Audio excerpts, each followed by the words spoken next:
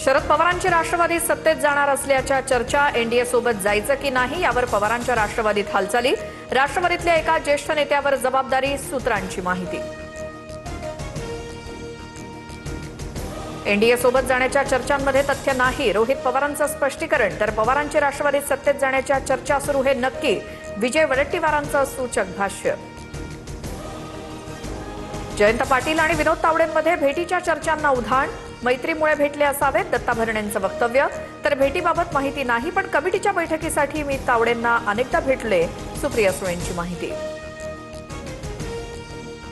मुख्यमंत्री फडणवीस दिल्ली दौऱ्यासाठी रवाना, नर्मदा प्रकल्पासंदर्भात संध्याकाळी महत्त्वाची बैठक, दिल्लीत इतर राजकीय गाठीभेटी होण्याची शक्यता। कबुतरांमुळे माझ्या आईचा मृत्यू, आई 15 मिनिटं नॉनस्टॉप खोकायची, बेशुद्ध व्हायची, राम कदम आक्रमक। कबुतरांना नॅशनल पार्कमध्ये स्थलांतरित करण्याची मागणी, तर सरकारनं याबाबत दखल घेण्याच्या विधानसभाध्यक्षांच्या सूचना।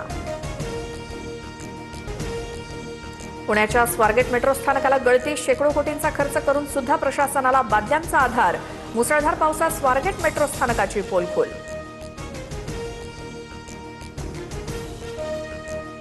नाशिककरांवरील ढगफुटीचा संकट टळलं, अतिवृष्टीचा भोवरा सुरत आणि अकोलेकडे सरकला, पर्जन्यवृष्टी मात्र कायम। अलर्टमुळे शाळा, महाविद्यालय आणि पर्यटन स्थळ बंद, 100 नागरिकांचं सुरक्षित ठिकाणी स्थलांतर।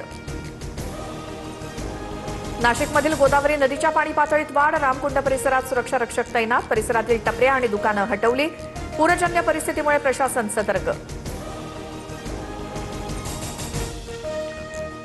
त्र्यंबकेश्वरमध्ये वाडा खोडाळाकडे जाणारा रस्ता वाहून गेला, पुलाचं काम सुरू असल्यामुळे पर्यायी रस्ताच खचला, 35 ते 40 गावांचा संपर्क तुटला। केरळच्या वायनाडमधील भूस्खलनाची थरारक दृश्य समोर, दुर्घटनेत 3 जणांचा मृत्यू, सततच्या मुसळधार पावसामुळे दरड कोसळून मोठी दुर्घटना।